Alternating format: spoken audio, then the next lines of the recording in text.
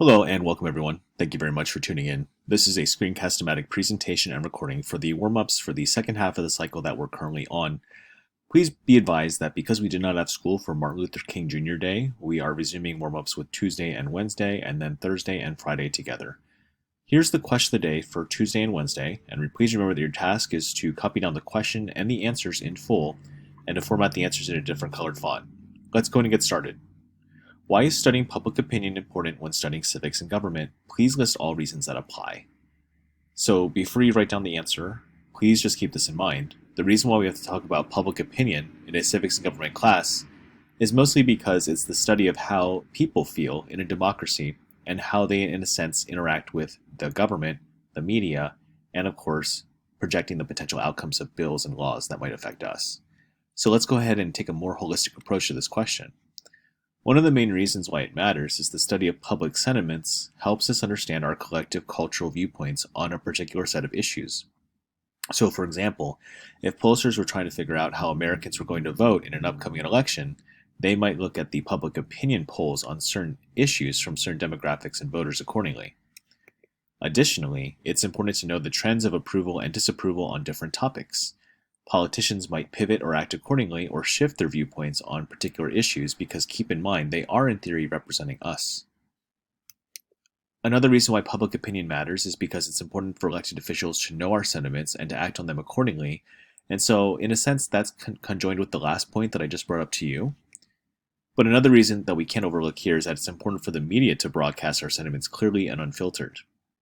The media's job, in theory, in a democracy is to broadcast a fair and balanced analysis of what's happening in government, but also so that our elected officials know how we feel as their voters as well. In many ways, it's a two-way street. Another reason why public opinion matters is because it's important for us to engage others, that means other people like us, in the political process. So we should encourage friends to not avoid polls and people calling on the phones, but encourage them to get more actively involved. And it's not just about polls and electronic social media polling, it's also about making your voice heard, whether it be at city councils or school board meetings and more. The final reason why public opinion is important is it's really important for us to bring change in our government and society. In many ways, a democracy works when the more people get involved, but we also need people to advocate for true change to take place. And that's one of the beauties of public opinion. It allows societies, especially democracies, to be moving forward. Let's go ahead to the next question of the day for Thursday and Friday.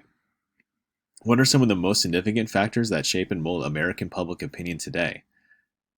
So while you copy down that question, we're going to be looking at some of the biggest issues or aspects that affect the way that public opinion works in our society today. Let's go and get started. One of the biggest things, of course, is government. So our institutions of power affects the way that we see our elected officials. In other words, the way that we use public opinion can allow people in government to understand how we feel about certain issues and topics. And so our elected officials deserve to know how we feel because they elect us and they represent us.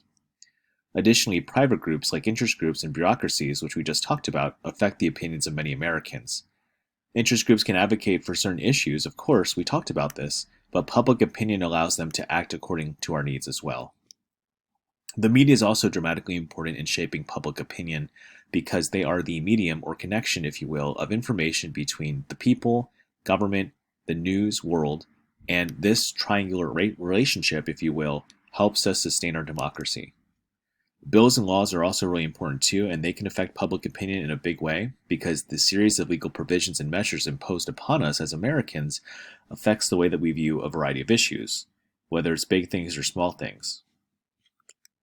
Additionally, a series of current events or contemporary issues can affect our reactions to them and thus affect public opinion.